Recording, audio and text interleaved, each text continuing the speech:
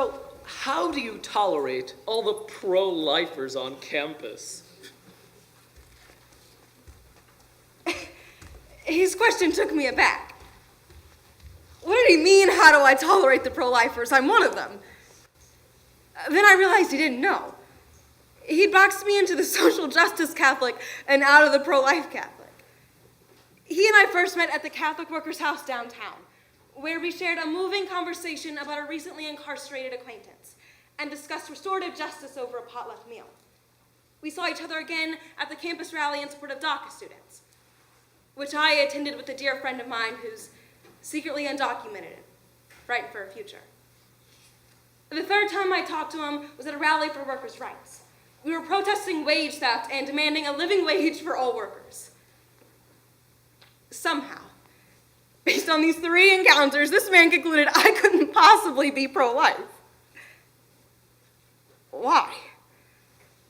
Was it my affirmation of the dignity of the imprisoned?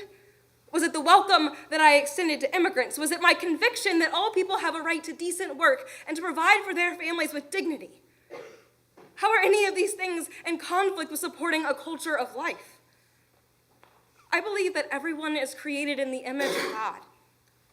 Those that are imprisoned and those that are literate. The low-wage worker and the immigrant. The sex worker and my gender non-conforming friends and, yes, the unborn. I understand why the false dichotomy between pro-life and social justice has emerged. Staunchly pro-life Catholics often fall short of the challenge of Catholic social teaching, why social justice Catholics sometimes reject the authority of the church. But the dichotomy between these groups of Catholics isn't itself Catholic. It's a false dichotomy. You see, pro-life means fighting for social justice, and social justice only makes sense if it's pro-life.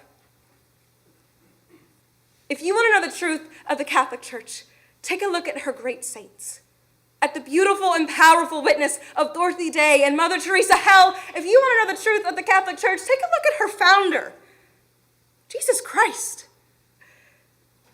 So how do I tolerate pro-lifers on campus? I join with them in serving my most vulnerable brothers and sisters.